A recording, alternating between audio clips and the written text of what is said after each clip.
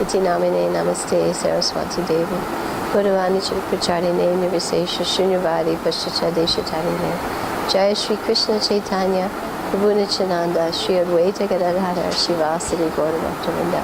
Hare Krishna, Krishna Krishna, Hare Hare, Hare Ram, Ram Ram, Hare Hare. Hare Krishna. Thank you for coming. Today is Monday, the 30th of June. One half of the year has just concluded.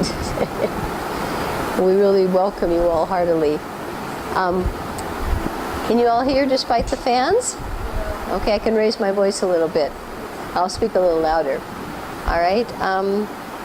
It looks as though we have a lot of new people. I've learned to observe how Krishna rearranges classes. We'll have one class, and then suddenly it's a whole new group of people, and sometimes old timers. And but have you noticed one philosophy I read before coming to Krishna consciousness called the world the juggling picture show, and that brings me a little comfort, because sometimes I get a little concerned when I don't see the same faces, but Krishna knows who's supposed to be here and what we're supposed to say, and hopefully he's speaking through us and enabling us to get a better understanding of him. That's the whole idea.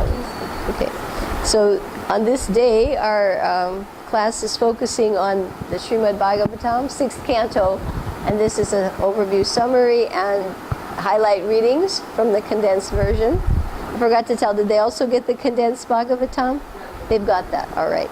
And as well, we'll spend a little bit of time after introductions of everyone here on our philosophical map here and the format that we're sending to the VIG that explains a little bit about the philosophy behind this process. This class aims at two major objectives. One is to cover content of the Bhagavatam or Gita, and sometimes small books, but also to weave in skills that will enable the individuals to perhaps facilitate their personal study, as well as people who are here who are teachers or potential teachers, to give them those same complementary skills for teaching. So this is a parallel skills, we call it skills drills class, as well as content, Shastri content.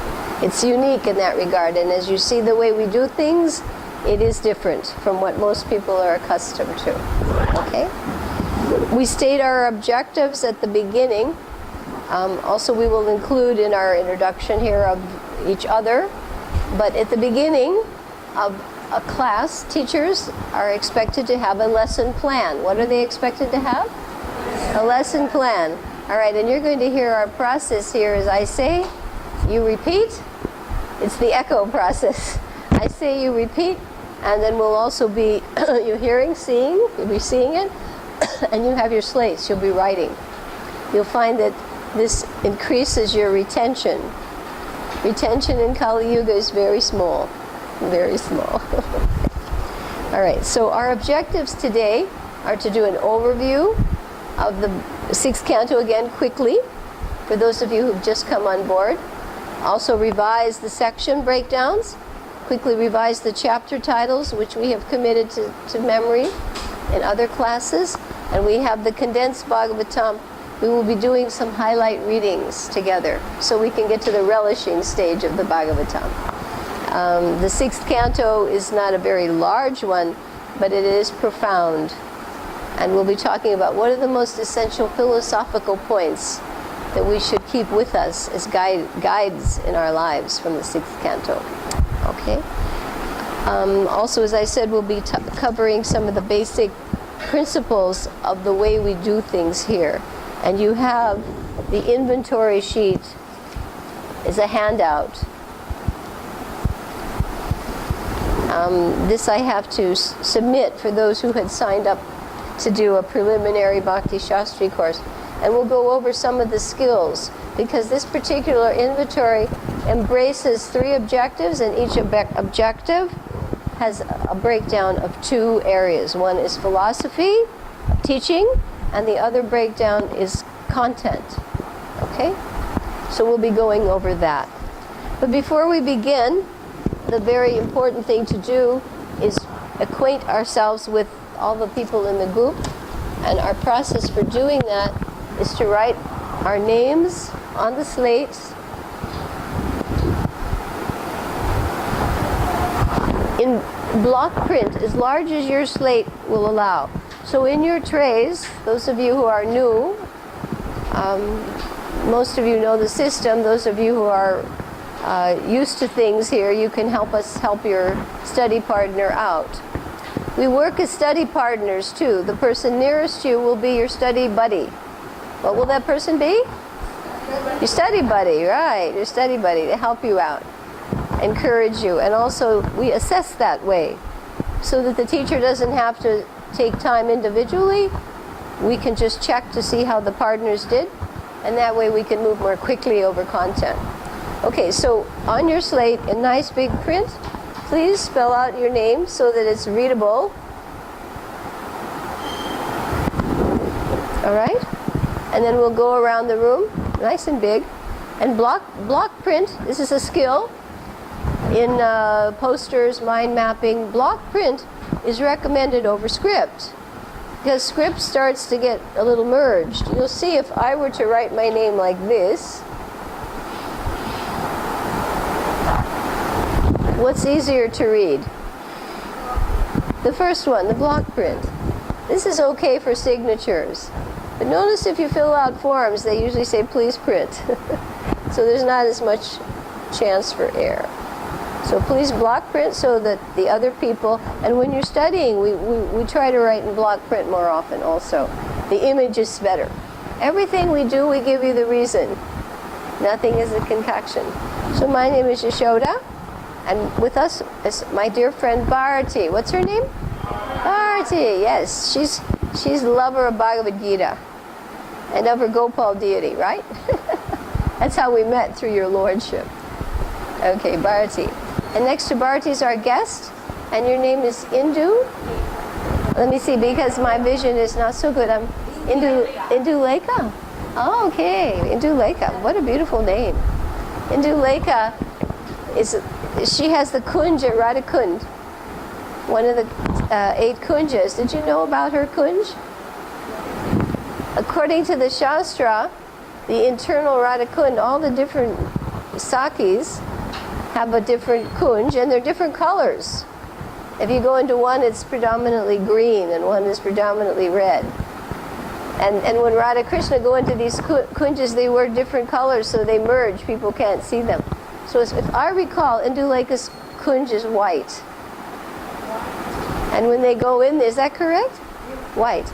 And when they go in there, she wears white clothing and white jewelry, pearls, puts camphor or something on so that they disappear. That's Indulekha's kunj, okay? So we have Bharati and Indulekha, and we also go back and forth practice. We yo-yo practice, so by the end, most people have had a chance to really practice. Okay, on the couch we have Radhika Priya. Easy name. Radhika Priya is a long-term resident and also now a citizen of Vrindavan. Radhika Priya. Okay, Bharati, Indulekha, Radhika Priya, and we have another Radha. It's not Radhika. It's Radharati, right? Is it Radhika Rati? It's Radhika Rati. So Radhika Priya and Radhika Rati. So 2 Radhikas. That helps us get the second part. Priya and Rati. She doesn't strike me as a warrior. I don't know. The Rath cards. Is that what that means? She's quite sweet. Right? Is like Rati like the cart, or is not Rat? No. Attachment. Oh, Rati. That's what that attachment to Rati. That makes more sense. At first, I thought that was a variation on the Rath cart or something like that. The Jarala, that sounds better for you. Yeah, Rati means attachment. Okay. Our cameraman is Anand Mohandas. Who's he? Anand Mohandas. Very good. Okay, let's do a quick refresher. Bharati, Indulekha, Radhika Priya, and Radhika Rati. Now your name's going to be easier. Anand Mohan. Okay. And then, again, an old friend from the Gurukula days, she was doing the small boys ashram, is Damini. Damini, very good. And she's now serving in Mayapur.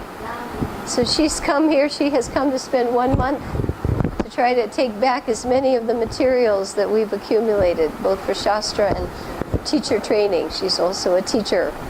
So again, we try to facilitate not only content, but teachers. Because this is a missionary movement, isn't it? Yes, we're trying to spread it. And in comes Gaurangi. What's her name? Gaurangi, that's an easy one. Gaurangi, Gaurangi. Okay, so Damini, and next to Damini is Neela Lakshmi. Neela Lakshmi. She sells books at the table in the Samadhi. She's quite sincere book distributor, and she always likes to preach to people, explain to them how we do things here. Very, very sincere. Okay, and over here we have Rasamrita. Rasamrita, and she's the mother of the other Neela, the little boy Neela. Neela Madhav. Little Neela Madhav. Is he asleep already? Oh, he's being good. Okay. Okay, so we'll go around again. Bharati and Indulekha, and Gaurangi, and Radhika Priya, and Radhika Rati, Damini, and Neela Lakshmi, and Rasamrita, and our cameraman Anand Mohan. Okay? Let us quickly now do our overview breakdown of the 6th canto. So on your slates. Oh yeah, the Bhagavatam. Sorry, thank you for reminding me. We want to say our prayers to this Bhagavatam.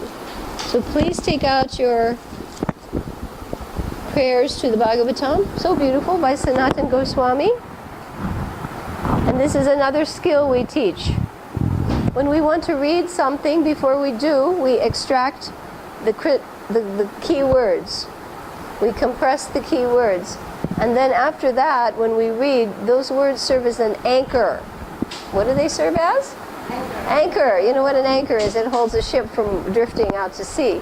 Those are called, we use them, memory links, trigger words. There are many terms for them in education. This is quite a legitimate skill, that you condense something to one word, and that word releases the memory so that you can add more to it and get yourself situated again. Okay?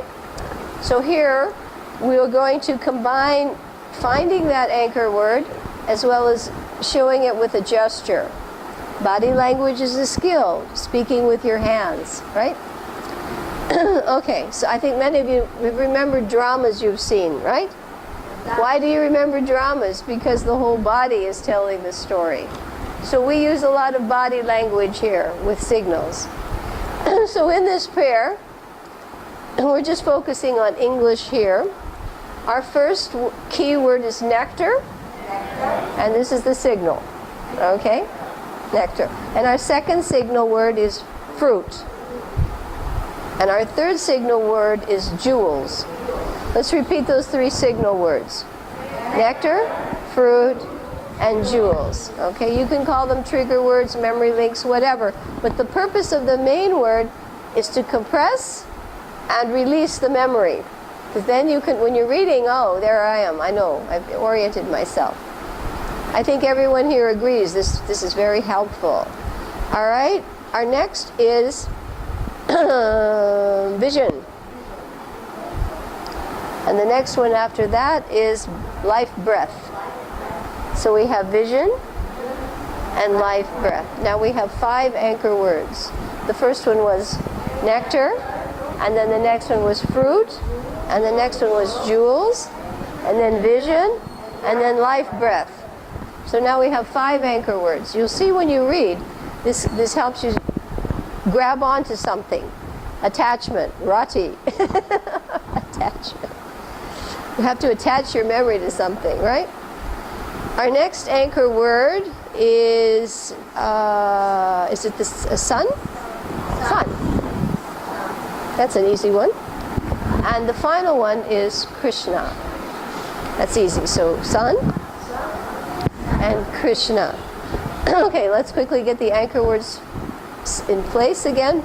We try to memorize those because if we can, it's the link for the whole thing. You can almost retell a huge amount of text if you memorize a few anchor words. You can practically recite the text. And it's very good for memorizing slokas. You just pick the key words, and then the rest fall into place. Okay, so the first one was drink, and then nectar, nectar, and fruit, and jewels, and vision, and life breath, and sun, and Krishna. Okay, so as I read, then after that you repeat. Okay, Shravanam and Kirtanam. O Srimad Bhagavatam. O nectar churned from the ocean of all the Vedic scriptures. O most precious transcendental fruit of all the Vedas. O you who are enriched with the jewels of all spiritual philosophical conclusions. O you who grant spiritual vision to all the people of the world. O life breath of the Vaishnava devotees. O Lord, you are the sun, which has arisen to dispel the darkness of Kali Yuga. You are Sri Krishna, who has kindly returned to be with us. Now, close your eyes and see if you can, in your mind, visualize those words and try to see if you can picture somewhat the flow of the text. Just close your eyes and try to remember the memory words, the link words, anchor words, and see now if in your mind you have what's called the flow. Without looking, close your eyes and see. You may not know word for word, and for some of you this is first time. For many of them you do this all the time. But see if you can actually picture the flow.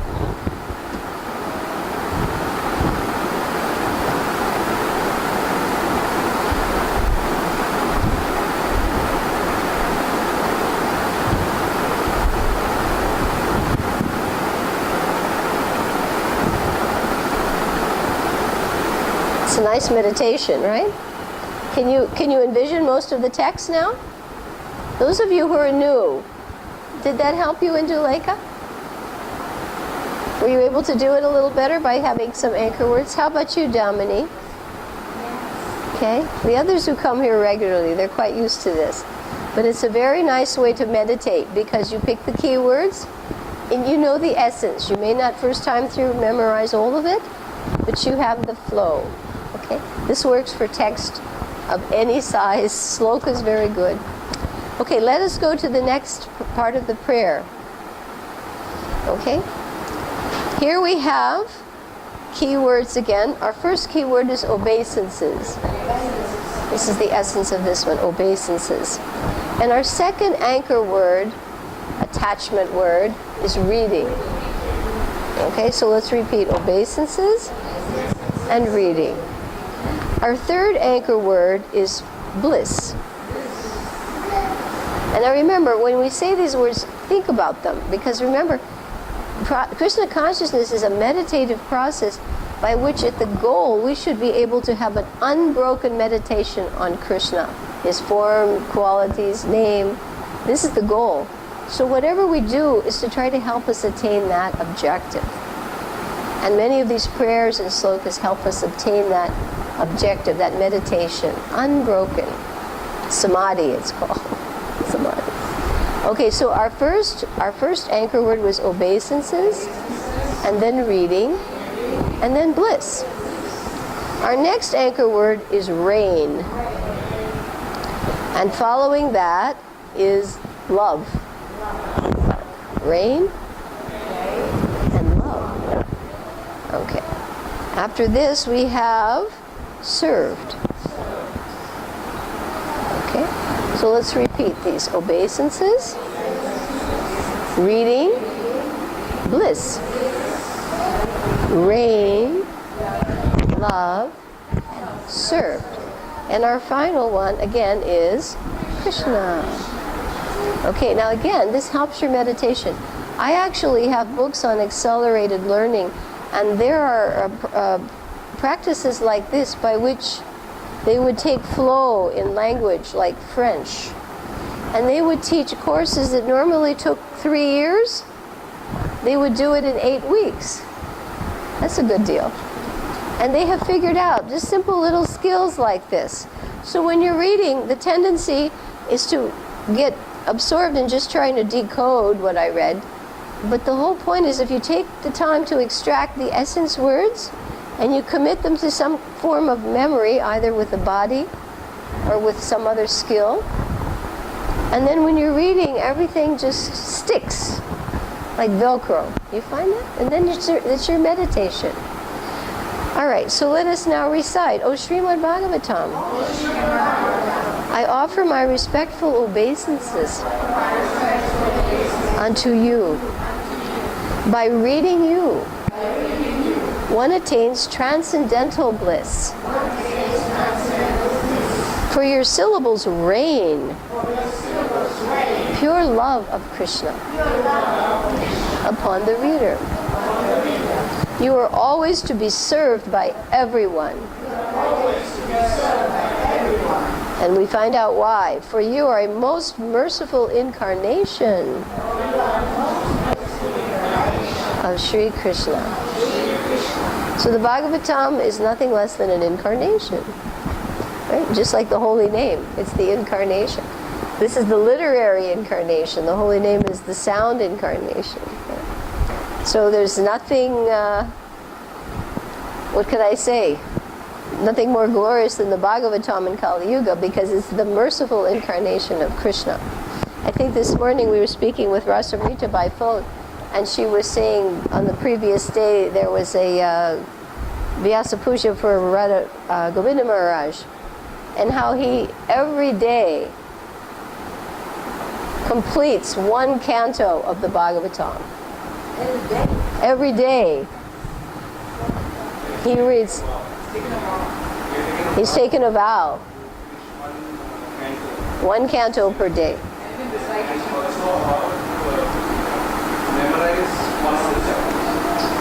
Oh my goodness. So let us pray to Radha Govinda Maharaj for his blessings. Because, you know, here our vow today will be, you'll know the overview breakdown.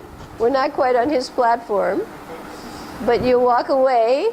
You see, objectives means what will you know, do, and be at 5 o'clock. Not that you just politely sat here, but you actually, now I can't say we're going to do what he does, but we have objectives, and if we pray for the mercy of personalities like this, maybe they will rain their mercy upon us. Yes?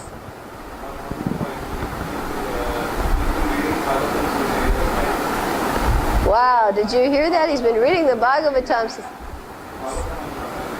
since the age of 5.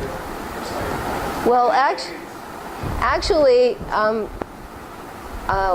we know that there are 335 chapters in the Bhagavatam. We know he knows them all by heart, and he knows a lot more than that by heart. He knows many slokas. He knows the connection of each chapter, the links between the cantos. And I was not aware of his vow, but it is pretty amazing. And I also I have been inspired by Hanumat Swami, whom I knew in California. And he had recommended that if you wanted to know the Bhagavatam, each month you read a canto, because there are 12 months in a year and there are 12 cantos. And if you could pretty much break it down by a chapter a day. And he's read, many of these gurus, they've read the Bhagavatam many times, 30, 40 times. And many devotees feel, I'll never get to the end. But there are simple ways we're trying to encourage people how to not only get to the end, but go through it cyclically. Because the year is like that. You know, every year there's Rath Yatra. Every year there's Radhastami. Every year there's Govardhan Puja. So if you study systematically on a cycle, on some level, that's what our course is based on. And in January, we'll start again on the first canto. So it's a very good way, because the days will go whether you do it or not. But if you do it, look at how you benefit. Now, Anand Mohan and his, come on in, Brahmani, his wife, we're going to be showing the study cards to Damini. Their little boys started making study cards for all the cantos. And they study Bhagavatam together an hour a day. This family studies together an hour a day. And at least before, the little one, he's now 11, he could recite 10 cantos, the chapter titles, from that kind of a game. And the mother can too. The mother can also do that. It's not as though if you're a mommy or you're a little boy, it's not possible. You just have to figure out what's the best system. So here Damini's going back to Mayapur, and we're trying to share these ideas. You'll see their cards today. Little children can do it. It's just how do you help them do it? Almost anything is possible if it's, you agree? If it's adjusted. Okay? So, this is Brahmini. She's also a teacher. We've got lots of nice qualified teachers here. Preacher, teacher. Well, we're teacher learners. That's the name of our program, teacher learners. Very sincere little soul here. Let's turn to the back of this prayer. Let's see what's our meditation. Now here, the Bhagavatam is being addressed as being many things. Just as Krishna says, I'm the father, the mother, the ritual, the butter, the sacrifice, everything. I'm the right? So here we see what the Bhagavatam is. So all of our link words here are what is the Bhagavatam? To not only Sanatana Goswami, to all of us, right? So the first word is friend. And the second one is companion.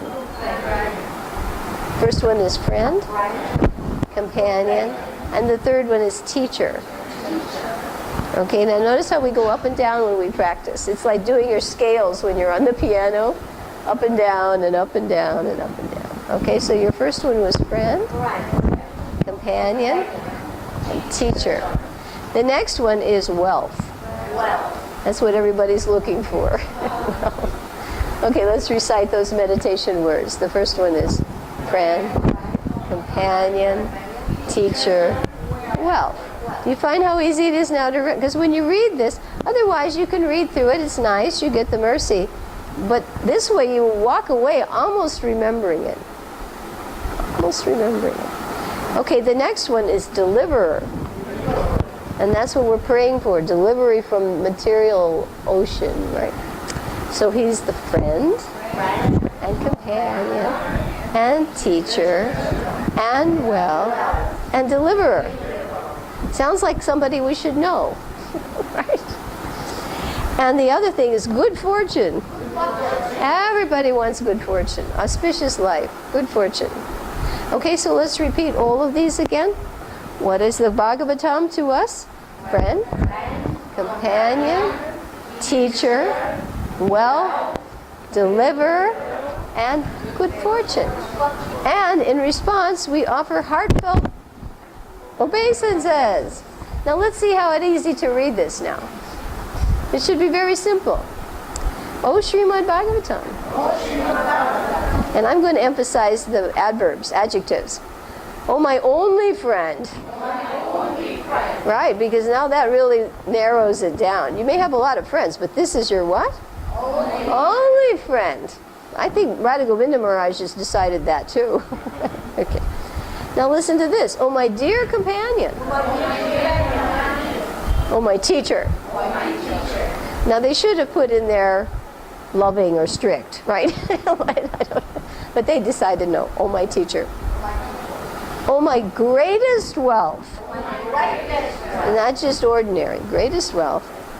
Oh, my deliverer. And oh, my good fortune. Not bad fortune, good fortune.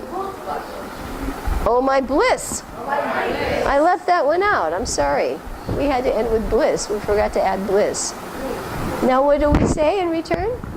I offer my heartfelt obeisances unto you.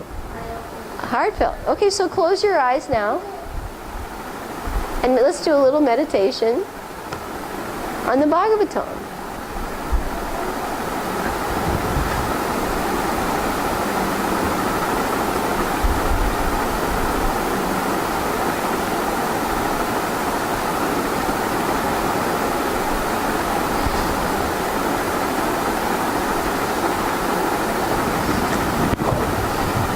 Does that help you? It's nice, huh? Very peaceful. It really anchors you. You know the words, right? Beautiful Bhagavatam. Okay. Damini, you getting some ideas to take back? So simple. Okay. Now, our next one is very interesting. This is a real prayer now. This is a real prayer. And for most of us, I mean, not so much perhaps for you in India, but those of us who came from the West, by Prabhupada's mercy, he sort of lifted us up from the nether regions, you know. So here we have what the Bhagavatam does. The two terms are saintliness and unsaintly. Saintliness and unsaintly. And the next ones, two terms, are uplifter and fallen. So what are the first two? Saintliness and unsaintly, and uplifter of fallen. Now here's the prayer. Don't ever leave me. And the way to do that is to show the Bhagavatam and Prabhupada, who's worked so hard to give it to us, that we study and read it.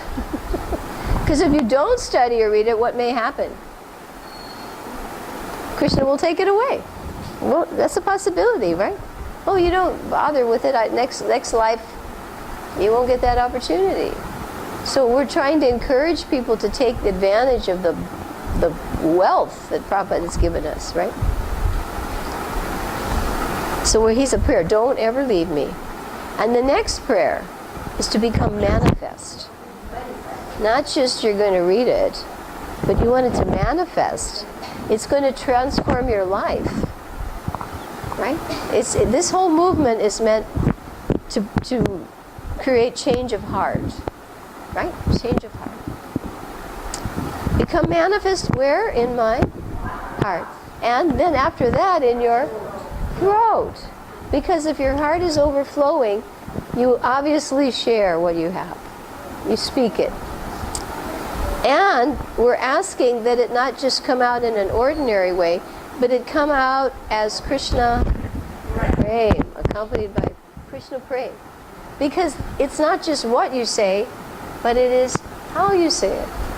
Now, those great souls, like Srila Prabhupada, who can speak Bhagavatam, can convert people by the power of their purity. So we pray for purity so that when we share the Bhagavatam, that, I mean, maybe we're never ever be on the level of those personalities, but at least we pray for the purity so whatever comes out helps other people benefit. Let's see how this reads now, okay? O Srimad Bhagavatam, O giver of saintliness to the unsaintly, O uplifter of the very fallen, please don't ever leave me. Please become manifest in my heart and my throat, accompanied by Krishna Prem. Okay? So now the lights are down and we can meditate on that one. Okay.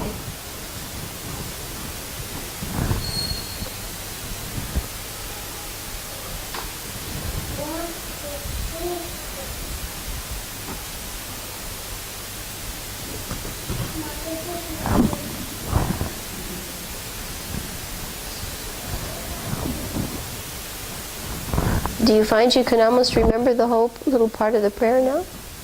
Very easy, no?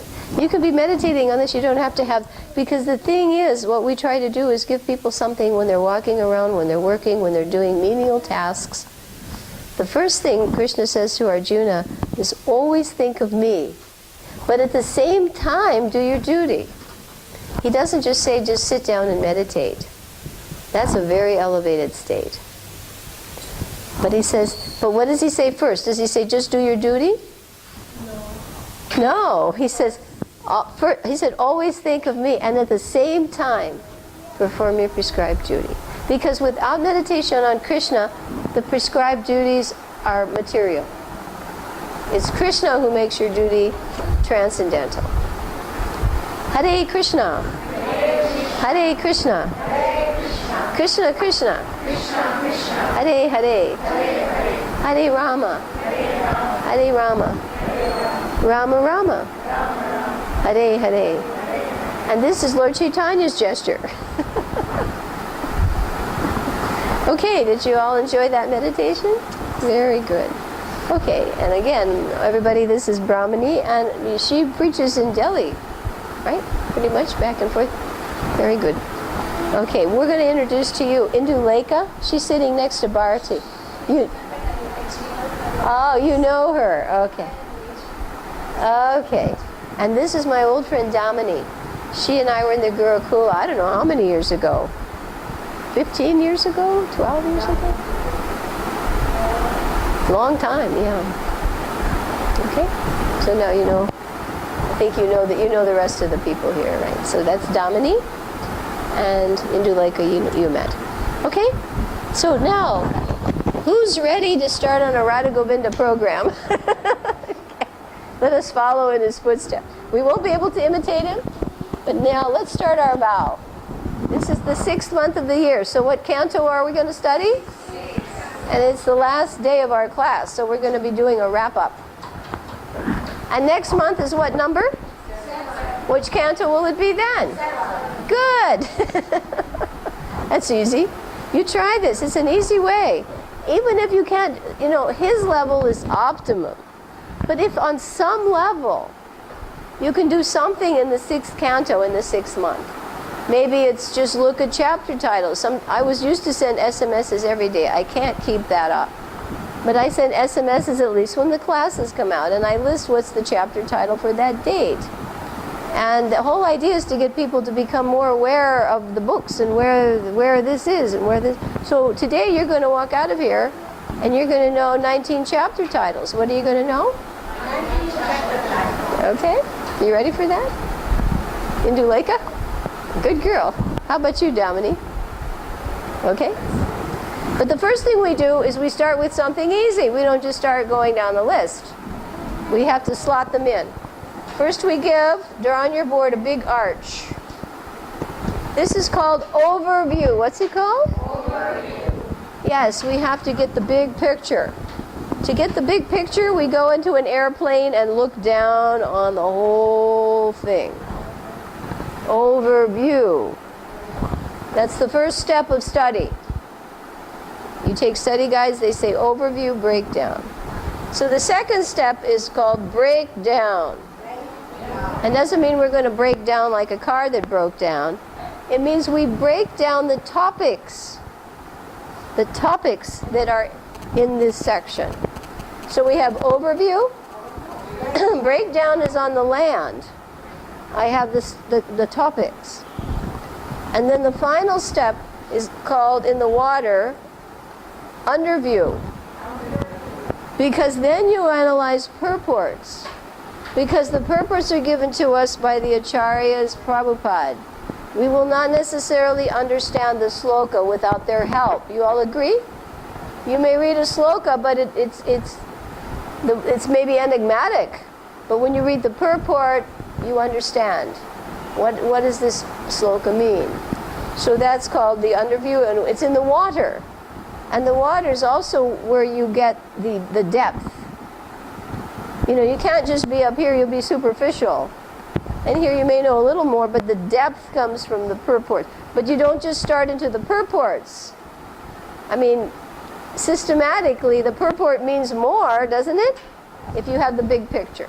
So the systematic way to study is overview, then breakdown, then underview, in that order. And it goes from general to specific. We start with general, and we go to specific. And you can be as specific as you want. Now, Radha Govinda Maharaj, we're going to keep repeating him. You know, he's specific, I'm sure. When he reads a canto, I'm sure he's reading the Sanskrit, the transliterations. He's probably reading it in Sanskrit, just Sanskrit. He doesn't have to bother with English. But he's reading everything. And memorizing also. Okay, but you always start from general to specific. Just as if we draw the Lord Chaitanya tree, right? There's the trunk, That's Lord Chaitanya. What are the two big branches? What are the two branches of the Chaitanya? Nityananda and Advaita. And from there, what does it do? It goes into sub-branches, right? And then twigs and leaves. But you don't start studying the leaves. You start with who? Lord Chaitanya, the trunk. And then everything fits. So that's the way to study. Everybody agree? All right, so here's our overview. Let's write on our board. We're going to make your board your little computer. And you open up your computer to the book we're studying today, which is the Srimad Bhagavatam. Okay, everybody write it? Just pretend that you're opening up just the way we open up a computer. You have to click on the file. Now we click on the file. We click on Canto number 6. And we dovetail information. Integrate. What are we going to do? Integrate information so we get more for our time. This canto is 19 chapters. 19 chapters. How many? 19. Okay, you erase, write it again. Yes. Okay. All right, and using Narayani's study guide, she taught for 6 years the Bhagavatam. She and Bhurajan designated what were the major breakdowns. They show in this canto, we'll put 4 little dots. They show that there are 4 main divisions in the 6th canto. How many? 4, right. Echo. This is echo. Echo is a good method to study. Okay, repeat. All right, these 4 divisions, we're going to find out now numerically how the 19 breaks down. Because that'll be easy when we get the time. We'll go through this quickly. Our other people know this well, but the newcomers have to be helped on board. So 2 of them have 3 chapters each. How many? 3 chapters. Right. 2 of them are smaller. 2 of the topics are smaller. The next topic is bigger. It has 7 chapters. How many? 7. So let's say 3, 3, 7. 3, 7. The final section, the final topic has 6 chapters. Okay? 3, 3, 7, 6. Now, to anchor information, we make a Krishna conscious memory link. We can say the 3 modes. We can say the 3 guna avatars. We can say the 7 mothers. And we can say the 6 Goswamis. Because numbers are a little harder to remember. But if you can remember a word, you can remember the number. So we have 3 modes, and maybe 3 guna avatars, and 7 mothers, and 6 Goswamis. So very quickly, you write this, erase your slate, do it, and then you turn to your partner and explain it to your partner now. What we just said. It's a chance to practice your preaching. We practice our teaching here. So by each other, you do the same thing, and you pretend you're teaching it to that person. Okay? Okay? Indulekha, you work with Garangi, and Bharati will work with Brahmani. Okay? You work with Garangi, because she's quite experienced at this.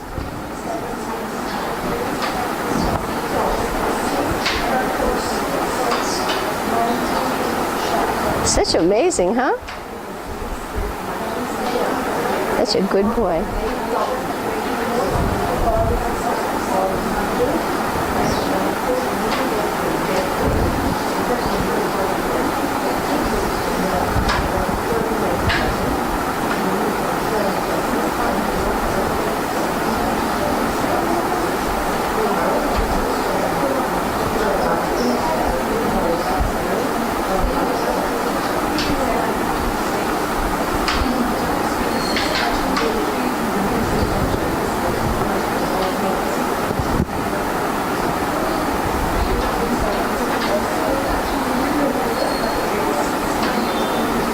You doing okay? Well, it's we design it so it's hard to forget, really. Our program is we skill drill. We try to make it hard to forget. Easy to remember and hard to forget. Okay? Does that work okay, Dominique? Because see, we practice too. Because it's one thing to sit there, but it's another to do it, because then you've already tried it once. And then when you go back, you can try it with the children. You've already done it a few times. And it gets, he's even doing it. He's teaching, right? You got it right? You got your numbers? 7, and what's your last number? 6. He got the numbers. He's 3 years old. Very good. Okay.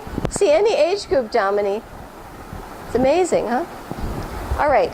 Let's add the topic title now. 3, 3, 7, 6. So everybody mastered that? We work on mastery at every level, like math. You have to make sure everybody's got it before you go on. Because if you have people that are weak, they're going to fall away. So we put the key letters. A is for Ajamil. We hear about Ajamil. D, because we're going to go fast now, because we want to get into the chapter titles and then into reading. Second one is Daksha. He's cursing Narda. Ajamil. Daksha. The next one is V for Vritasura. His head is cut off with the thunderbolt. Yeah, Indra, it takes 1 year to cut Vritasura's head. Ajamil?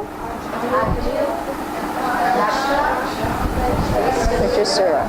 And the last one is Chitraketu, and we show him in an aerial mansion because he's flying over Shiva and Parvati, and he laughs and she curses him, and that's why he's Vritrasura. This final chapter is an explanation of his previous birth as a demon. His curse, he was cursed and he became a demon. Ajamil, Daksha, Vritrasura, and Chitraketu. Okay? So erase and write the whole thing again, really fast. Each time, speed it up.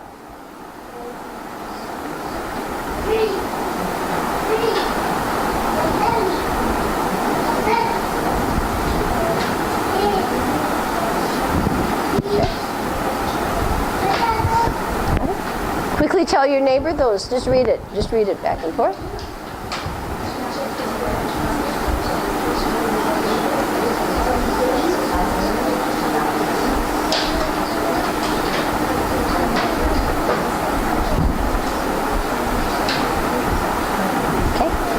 Now you got the picture, right?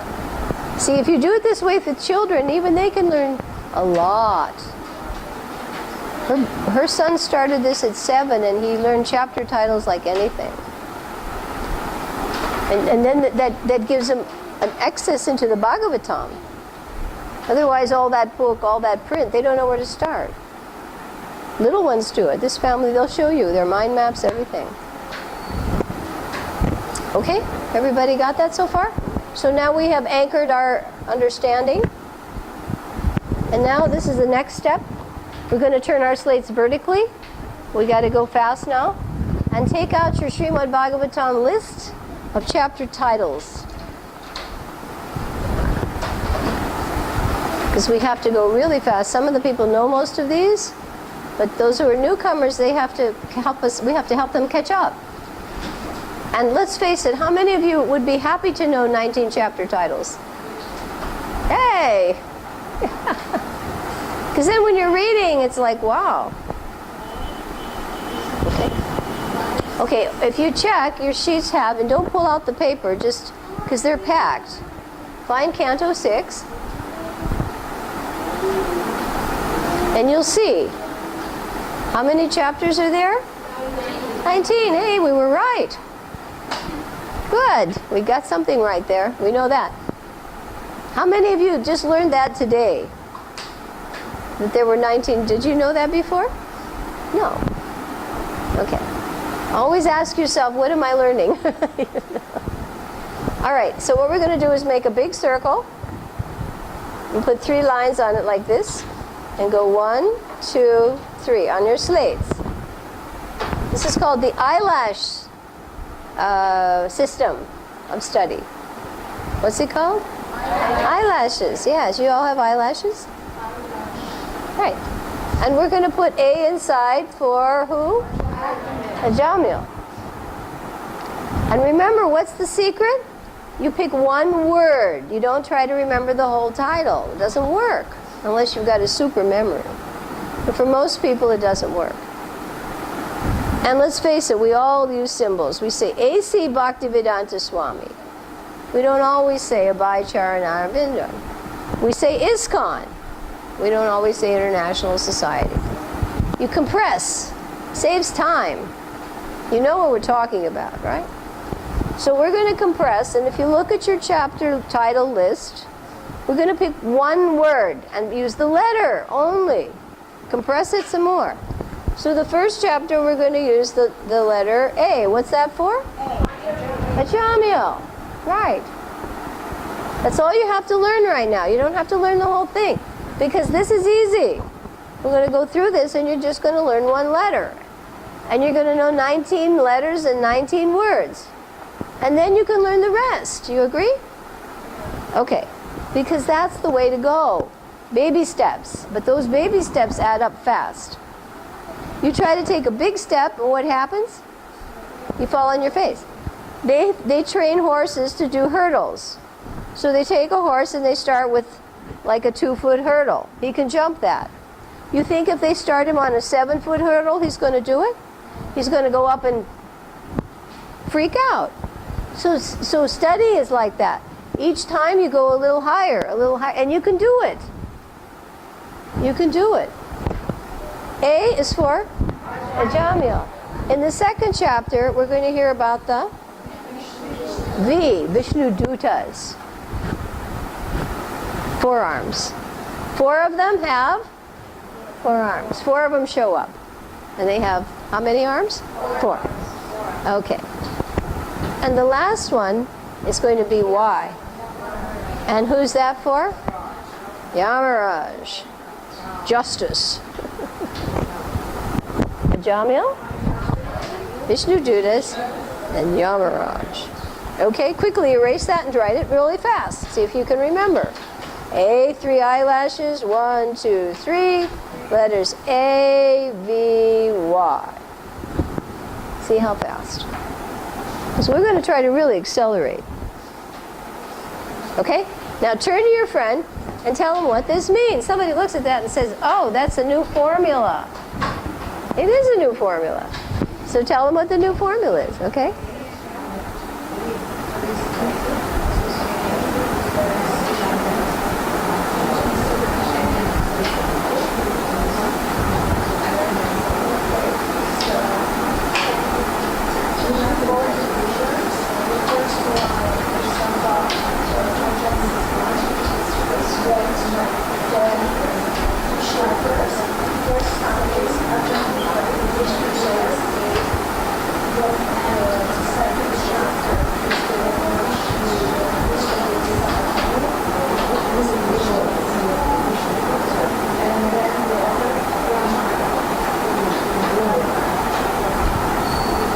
Everybody got your anchor words in? You got your Rati words. That's a new word, Rati. We got a new term. Sometimes they call it Velcro words.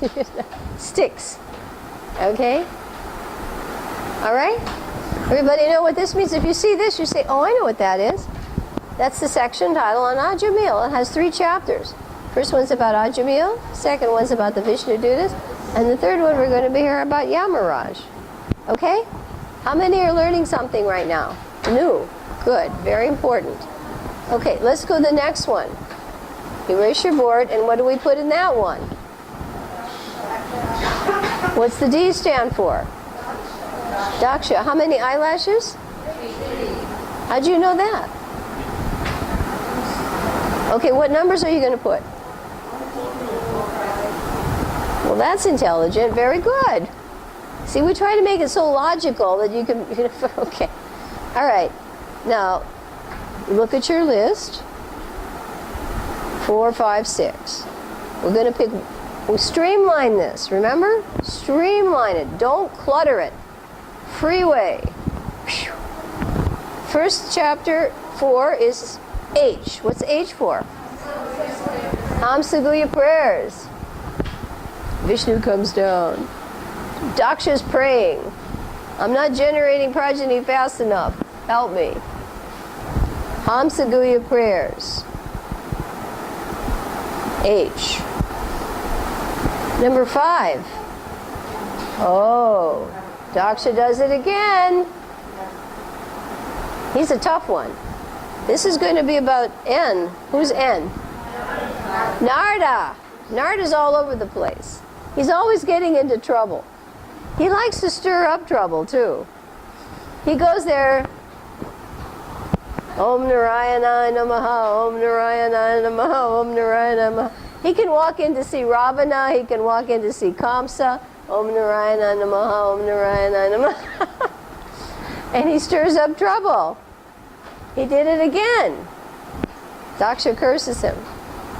So what's the title of this one? Narada. Yes, Narada's in this one.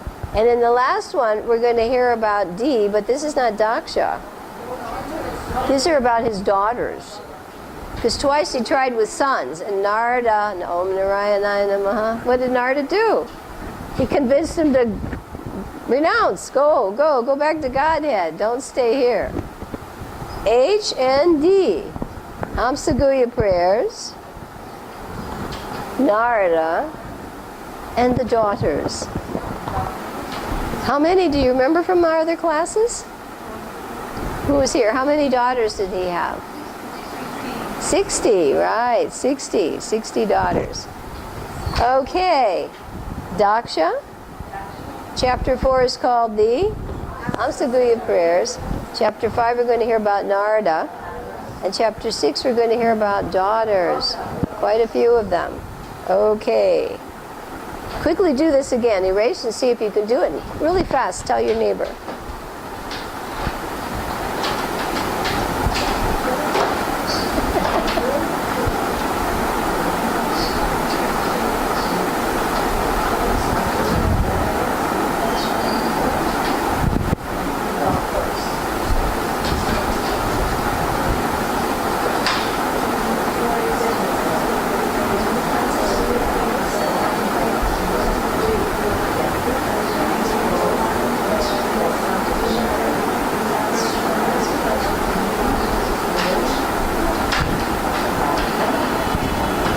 Are you okay with this, Domini? You see how this works? Very systematic. Can he do this too? It's a little hard for him, huh? He did it 4 or 5.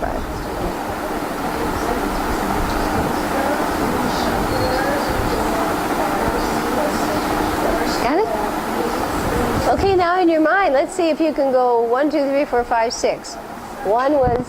Chapter 1 was about a Jamil. Chapter 2 was about the Vishnu Dutas. Chapter 3 was about Yamaras. Chapter 4 was Hamsaguya prayers. Chapter 5 was Narada. And chapter 6 is going to be the beautiful daughters. All very beautiful. Okay? Now let's do the next one. This is a big one. V for Vritrasura. This is a heavy one. This is a real test now. We're jumping high hurdles. Now the horse has to go to a 5-foot hurdle. How many eyelashes here? And you're going to start numbering from what? 7.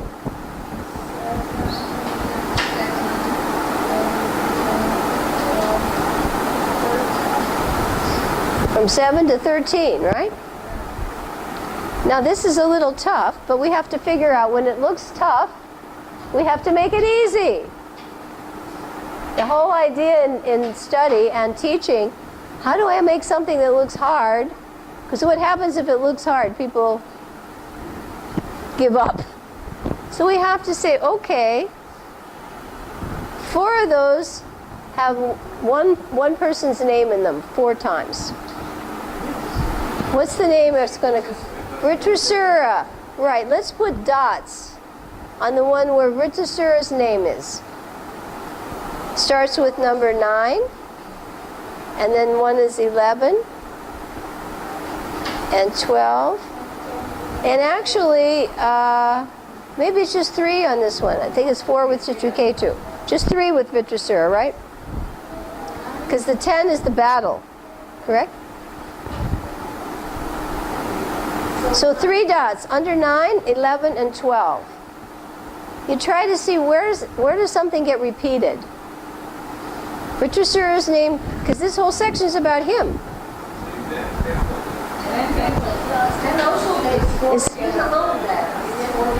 Well, it doesn't have his name, but it's about him.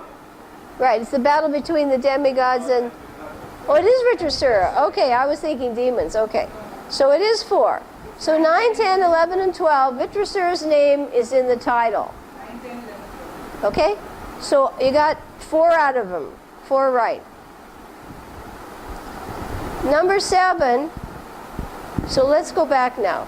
7, 8, and 9, 7, 8 are going to be something else. But 9, 10, 11, and 12 are going to have whose name? Vitrasura. He's a very important person in this canto. He's got 4 chapters. He must be important. To be in the Bhagavatam at all, you have to be important. Right? But 4 chapters worth, very important. Okay. So now let's pick a key word, and I hope you have room to write it. It's a little, okay. Number 7. It's going to be about Indra. And because of one thing he did wrong, we get this whole story. Indra makes one big mistake, and we're going to have from 7 to 13 all about it. That's why it should teach us to be in the mode of goodness, because the mode of goodness means before I say something, before I do something, I think about it. If we just react, we can tie ourselves up for lifetimes. Do you all realize that? One thing can commit you to lifetimes of karma. So that's why we urge to come to the mode of goodness, because person in the mode of goodness, he says, uh-oh, wait a minute. If I do this, that's going to happen. He's very thoughtful. So Indra makes a mistake. So we're going to put an I for Indra. And number 8 is all about Narayan Kavacha's shield. Yes. This is a special mantra, and I think I read it this morning in the summary, that this is, you actually have to be on a level of a demigod for this mantra to work. To be a demigod, yeah. Because it's so powerful. An ordinary person. Okay. So I is for who? Indra. And we can maybe say his thunderbolt, right? 8 is the what? The Narayan Kavacha shield. It's a coat of mantras on your body, like fingers, thumbs, everything. You become the mantra.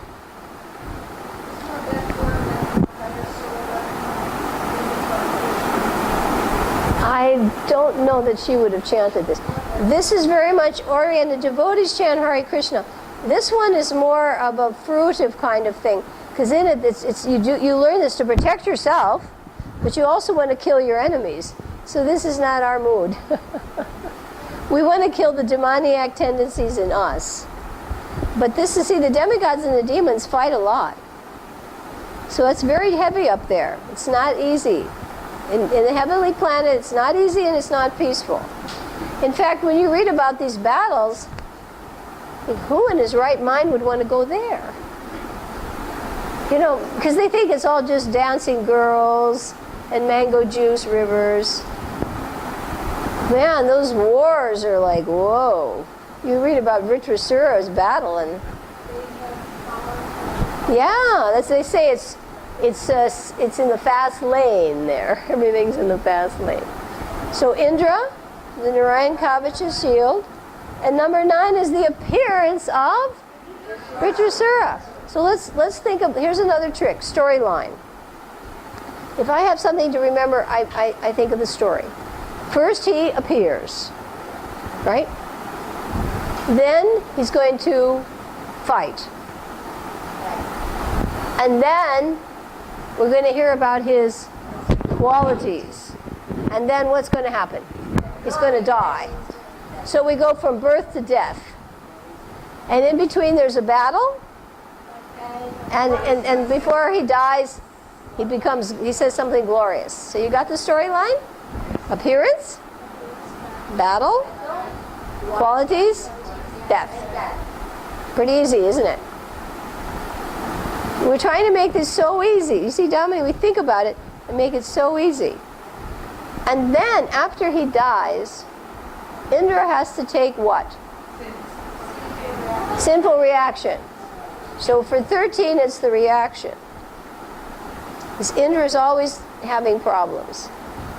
So 7 is for Indra. 8 is the Narayan Kavacha shield. 9 is the appearance of Vritrasura. 10 is the battle between the demigods and Vritrasura. 11 is the qualities, his transcendental qualities. He's transcendental, notice, not just material. Transcendental qualities of Vritrasura. And finally is the glorious death. Vritrasura's glorious death. Glorious. Now you'd think, that doesn't sound too glorious, but you know, Bhagavatam is special. And what's going to happen in 13? Reaction, yes. Indra is going to be afflicted by sinful reaction. Everybody handling this big one? This is a big one. But if you can do this, you're over the worst of it. You've jumped a 7-foot hurdle. Let's try a 6-foot hurdle really fast. C is for who? Chitraketu. How many eyelashes? Put your numbers. Where will it start? 14.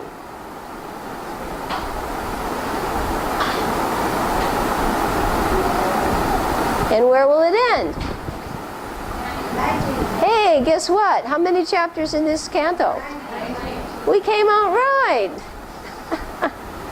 Everybody, are you surprised we're getting through this canto really fast? Because we want to read about it. Does this make you curious to know more? Oh, yes. You want to get into the heart of this book. 14, 15, 16, 17, 18, and 19. Now, guess what? Chitraketu's name, I think, is also in 4, right? The first 4? 14, 15, 16, 17. Yes. Put gopi dots. 14, 15, 16, 17. I already knocked off 4 out of 6. Chitraketu's in there. Now let's get the storyline. This is the best way to, stories are help us remember. Facts are loose. Stories connect. So the first thing is he laments. Then he has to be instructed. So the first thing what? He laments. You can do a signal. He laments. Then he's going to get instructed. And then after that, he's going to meet the Lord. That's not an easy thing to do. Is it very easy to meet, go up and meet Sankarshan? Face to face?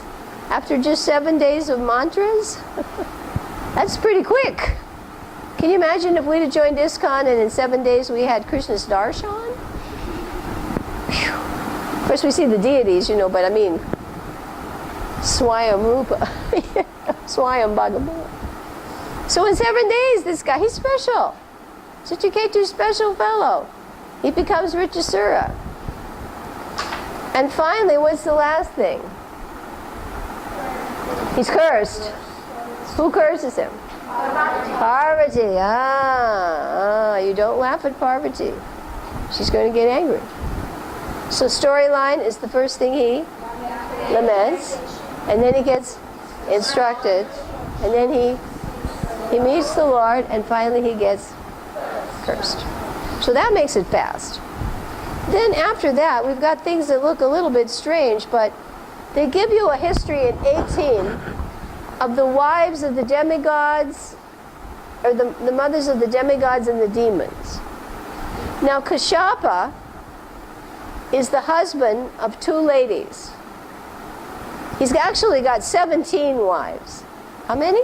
17. Right, but 2 of them are especially prominent. Aditi is the mother of all of the demigods, and Diti is the mother of all of the demons. So if you wanted to know of a list of the family members, where would you go in the 6th canto? 18. Chapter 18. How many just learned something? Yes, because in there they list the progeny, even a list of all the demons, Diti's sons, and even Prahlad's 3 brothers and their wives and their children, Prahlad's wife, his son, and then you get Bali Maharaj as his grandson, and then Bali Maharaj has 100 sons. So you get, if you want to know a little bit about the offspring of Diti and Aditi, you would go where? 6th canto, chapter 18. See, very good. Now that's sort of technical, but if you wanted to find out, that's where you'd find out. And why is this so important? Why did they throw this in? Remember, we've been talking about Indra. Now, Diti gets upset with Indra because he gets the help of Vishnu and he's against the demons. And her children are what?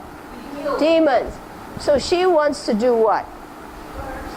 She wants to kill Indra. Yes. This is a nice lady, huh? So Diti vows to do what? She wants to kill Indra. That sounds like a pretty heavy thing. That's in chapter 18. But she gets tricked. She performs a ceremony to do that, but Indra looks for a flaw. And he goes into her womb, and he starts cutting up the embryo into 7, and then 7 times 7. And how much is 7 times 7? 49. And they all start crying. Indra, we're your brothers, the Maruts. Oh, if you're your brothers, then nothing's a problem. You're okay. So that's the story of why is that here? Because Indra has been helping the demigods. He's the demigod, and Krishna is helping him. And Diti wants to get even, but she doesn't. She gets tricked. So that's all explained in 18. And then, well, what's 19 called? Pumsavana, right, the ceremony. Because it says before you do this ceremony, you should meditate on the story of Diti and the Maruts. Because by that ceremony, she got good sons. And actually, she was happy after I've got 49 sons, and they're good. She actually just didn't want demoniac sons after all. So this prayer, they tell you, if you want something, good son, or you want a nice husband or wealth, you should do this ceremony. But we're just chanting Hare Krishna. Okay? Everybody got the whole idea? Now, we're not going to try to do the exact chapter titles because we're going to read a little bit now, but you're oriented. So let us take out our Bhagavatam, our condensed Bhagavatam.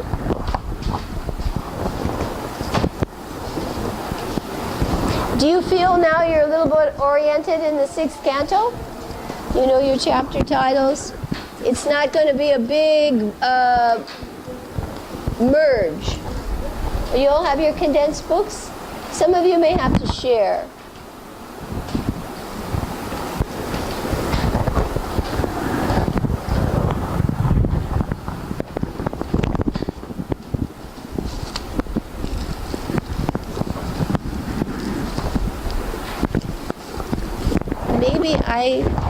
Maybe I left my glasses downstairs. I don't know. Did I bring my glasses? I don't think so. Yeah. I'll try my best. They should probably be somewhere on those pink lids under the table. Okay. I would like all of you, while we get my glasses, to take a look. Find your chapter, Canto 6 in your book. Okay? What number is it? 180. 180, okay. And do me a little favor. Take your little finger. This is another skill.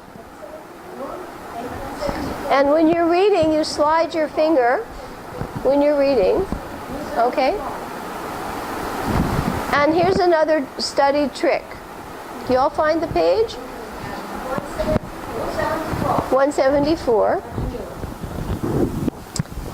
In speed reading, they have books on speed reading. They don't try to read straight through. They do what we do. They work in pieces and get a bigger picture.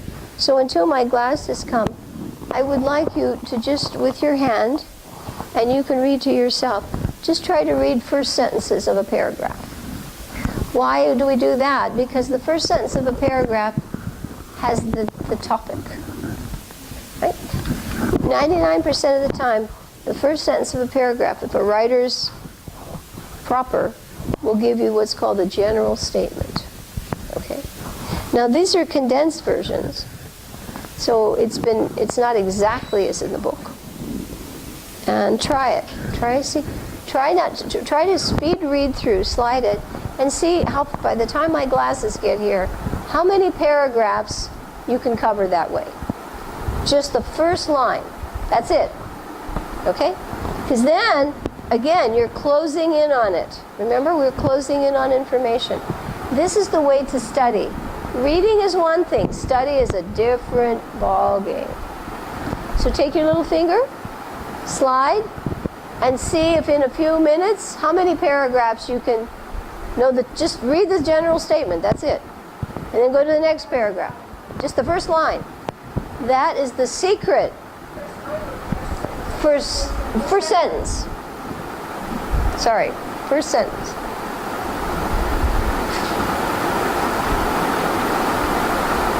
And slide your little pinky finger, because your finger will help you remember. It's a meditation skill. And try to concentrate. What are you reading? Where is it? You found him. Good girl. Thank you. Thank you. I always forget something, huh?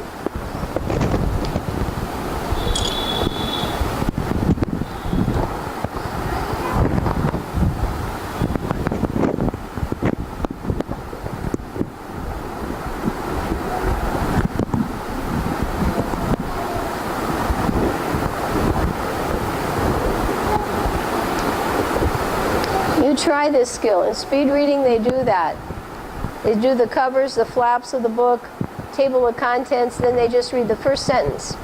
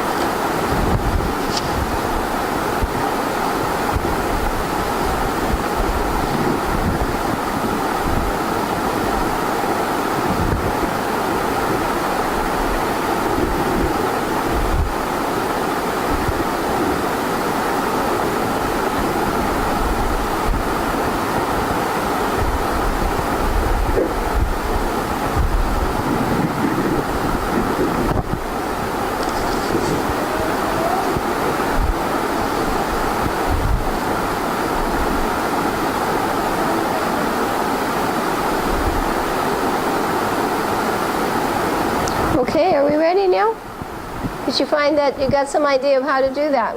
Before you start reading something, do this. Because then when you're reading it, you've got the structure. I have 177 in my book. These books may be a little different. We're going to, I read, and then when I stop, you read the word. This is interactive reading. It may be in your book 176. I don't know.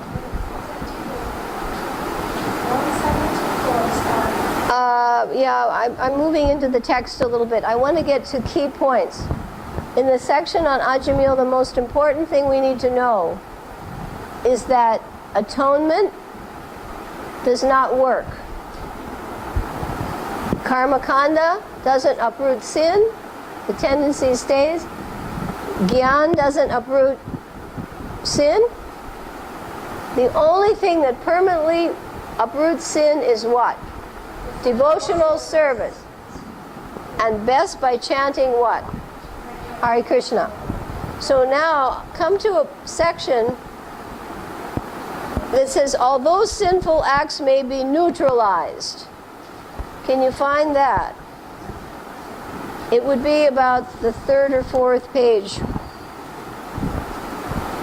Did you find it? Although sinful acts may be neutralized. It's unfortunate my book is older.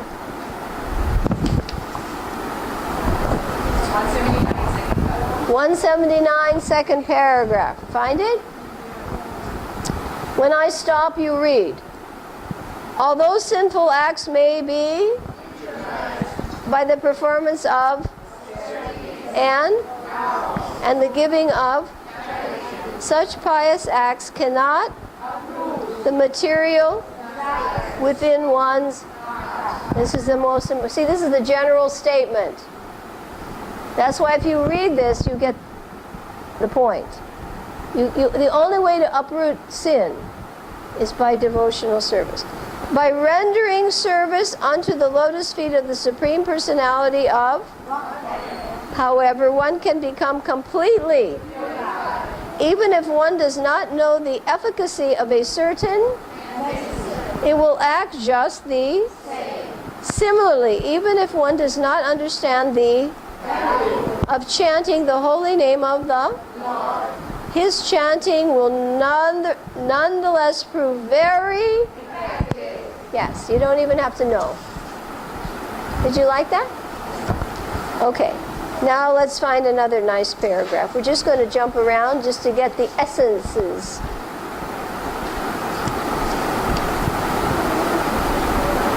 Okay, now let's go.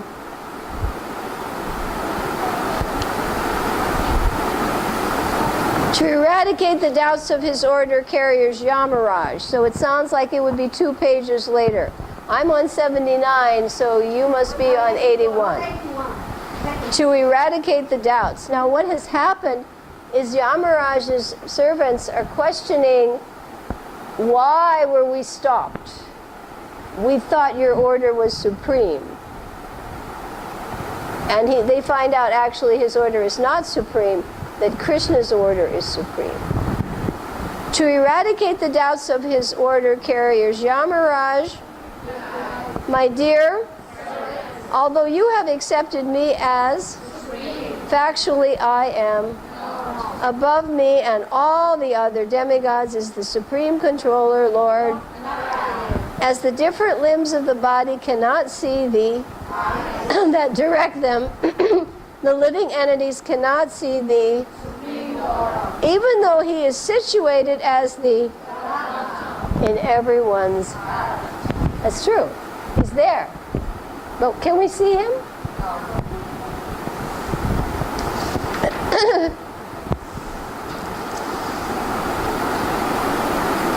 Oh, here's something I have on 181.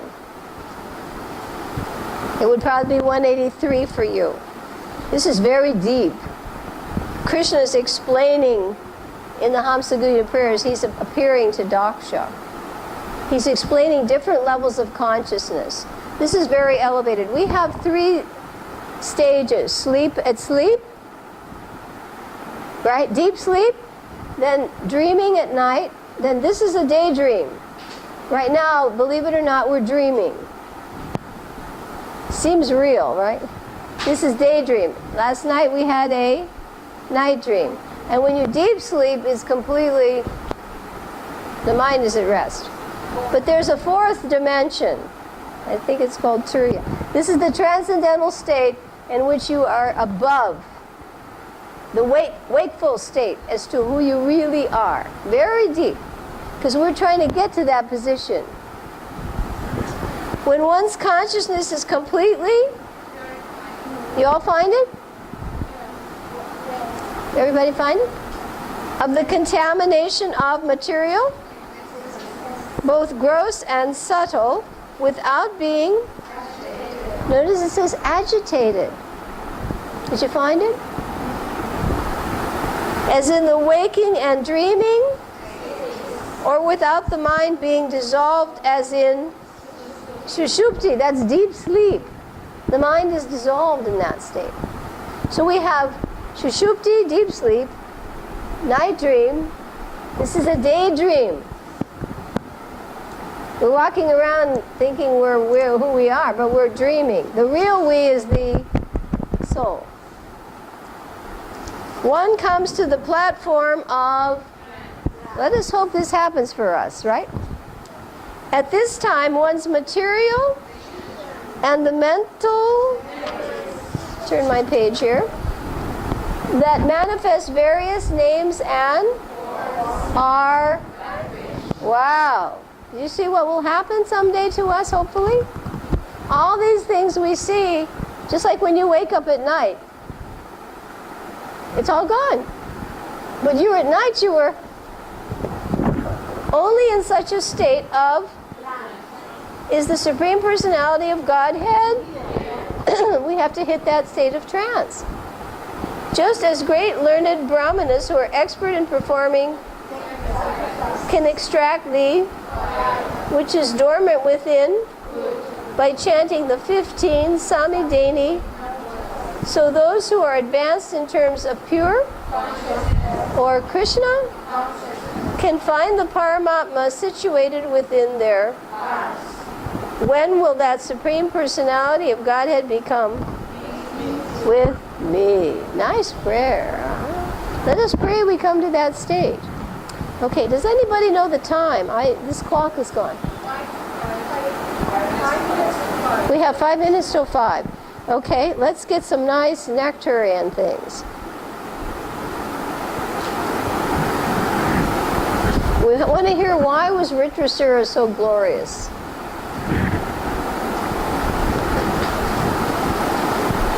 In my book, I'm on page 199. So in your book, it may be 201.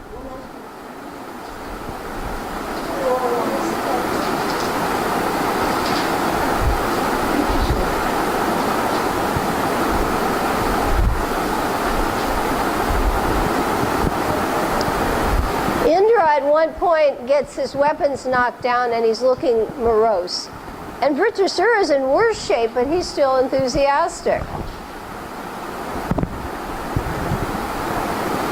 So we're going to read, Indra, I have already been defeated. Can you find that line?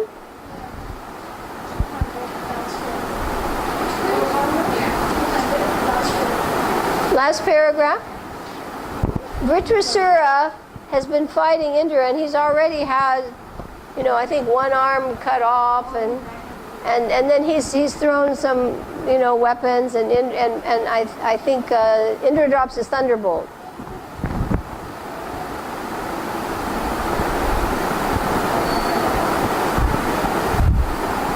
Indra, I have already been, because my weapon and my arm have been cut to, still I'm trying my to, and I am not at all. In the same way, you should not give up. You should give up your and continue fighting. Now he's telling, come on, Indra, fight. I'm in worse shape than you are, and I'm not giving up.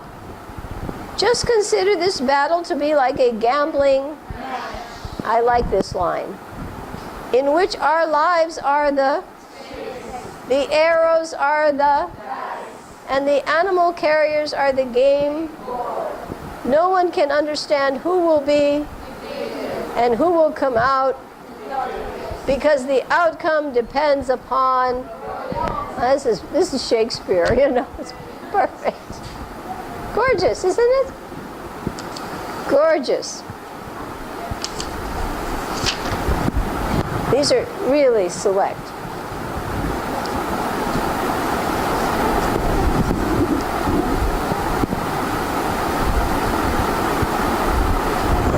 Okay. See, we have something else encouraging. Let us go to King Chitraketu, because he gets a lot of lessons too, from Narada and from when the dead son speaks. Let's see if we can find that.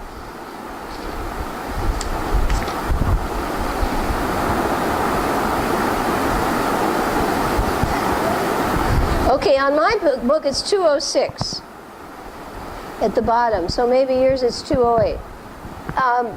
The boy has died. He's been poisoned by the envious co-wives, and Chitraketu is just decimated. So Angira and Narada come back, and now he's ready for instruction, because when they first came he was too attached to the idea of having a son, so he couldn't hear. But now he's ready to hear. It starts with thereafter by utilizing his mystic power. Okay, ready? Thereafter by utilizing his mystic power, Narada Muni, did you find it? Brought the departed son of into the vision of all the lamenting. Narada then said, O living, just see how your father, friends, and relatives are overwhelmed with, because of your having passed, because you have died, you can still re-enter your and enjoy the remainder of your, surrounded by your friends, and accept the royal throne from your. The living entity re-entered his former and replied. Now this is deep.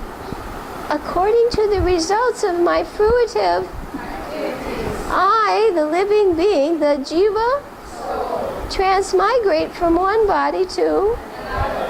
Thus I sometimes appear in the society of, sometimes in the human, and sometimes as a lower, or in which birth were these my mother and? Because no one is my actual mother and. How can I accept these two persons as my? You know, they were crying so much, and he comes back and he rejects them. This canto is amazing. It's amazing. Okay? And there are a few points, we're going to wrap it up. A few points from this canto you should know. Facts you should know. Really fast. Take out your magic slates. This is the last activity. I hope you've whetted your appetites a little bit to read this canto more. Know more about Ritasura. You should know some interesting facts from this canto. You should know that Vishvarup, because when Indra offended his guru, Brihaspati, he walked off. He left. So they had to get Vishvarup to be the priest. And Vishvarup had how many heads? Yes, this is very important. He had 3 heads. This is not ordinary. If you walk down the street and somebody walked up with 3 heads, you'd be a little surprised. And because Indra figured out he was offering oblations to some of the demons on the sly, what happened to him? Indra cut his 3 heads off. And they became birds. 3 different birds. I think 2 of them were a type of partridge and another one was a pigeon.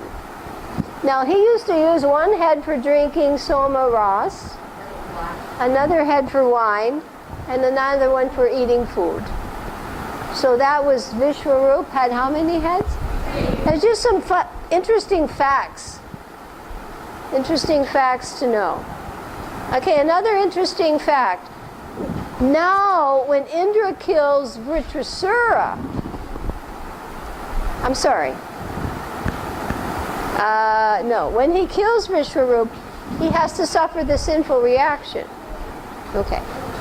And in order to, he could have countered that, but that reaction was accepted by 4 items, right? So you should know those 4 things. Okay? When Indra gets, in other words, let's say somebody's getting a sinful reaction, but he says, oh, you're going to take it for me. But in exchange, I'm giving you something. Yeah. I mean, I don't think most of us would go for this. So the 4 things that accepted the reaction were the trees,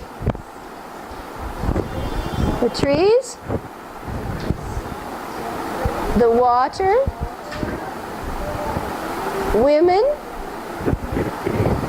and I believe the land, right? Land. The land. Okay, what are the 4 things? Trees, water, women, and the land. Now, they have to get something out of this, right? You're not just going to take a reaction for the sake of it. So the trees took the reaction that, and the result of that reaction was sap that comes from trees should not be taken. And I know in the West they take maple syrup. It's sap from a tree. And the result was that their twigs would come back if they were trimmed. That was what they got. Water, the simple reaction is bubbles. Foam. If you see water with a lot of bubbles and foam, you shouldn't take that water. And the benefit they got for that was they can increase the volume of a substance. Women took the reaction. And that is why they have that period of menstruation. That's that curse from Indra. But in return, they got the ability to enjoy desires unlimitedly. Okay. And then the land took 1/4 the reaction. And as a result of that, there are deserts. Wherever there are deserts, that means sinful people live there. And the world is becoming more and more a desert. You've got they're on the floor there, Dominique. So, and you see even in Vrindavan, like Jaipur, the desert is moving. Yeah. And I forgot what the benediction was. I think that ditches would be filled. Irrigation. So what are the 4 things that took reaction? Trees, water, women, and the desert. Right. And then also Indra's thunderbolt was fashioned, just another fun fact, from the bones of Dadichi. Dadichi had performed many austerities, and when Indra was told to get a weapon that would be powerful, he said, go to Dadichi, he'll sacrifice his body. And there's a long speech as to why he agrees to do that. He said, anyone should be ready to sacrifice his perishable body for the sake of some higher purpose. So Dadichi's bones became Indra's thunderbolt. Another fact, how long did it take for Vritrasura's head to become? 1 year. Right. And another fact, when Indra was running from the sinful reaction, he hid in the stems of lotus flowers. And he was very hungry. He couldn't get any food to eat because the fire god who gives the oblations, he didn't want to go into the water. So poor Indra was really stuck, literally stuck. Anyway, there are a lot of interesting facts. When you read through the Bhagavatam, try to pick up on some of these. Also, Prahlad's son was Virochan. He's not so well known, but his son was Bali, famous devotee. Two demons. Vritrasura, great demon. You never know. And Bali Maharaj had 100 sons. And his first son is Bana, the one with all the arms, right? Bana. And he was a worshiper of Lord Shiva. Anyways, there's a lot of interesting things in there when you read the Bhagavatam. Okay, everybody, feel you got a lot of interesting facts and mercy today. So we have prasadam for all of you. And if you will carefully put your materials, we didn't really get into that other thing. It's better we just do the Bhagavatam today. And what I'm going to do while we put things away, I will play at the end of chapter 16. At the beginning of 16, the little dead boy talks. We read that. But at the end, you hear the Lord. Chitraketu meets the Lord. How he enlightens Chitraketu. So our little flight attendant named Neela Madhav will bring you your fruit plate, airline fruit plate. And we wish to thank you for joining us today. Vancha kalpatarubhyascha, kripa sindhubhyevacha, patitanam pavanibho, vaishmebhyo namo namaha. And I will play a little bit of this final portion when Chitraketu meets the Lord and the Lord enlightens him. At the beginning, you'll hear the little boy telling what you read. But at the end, you'll hear about the Supreme Lord.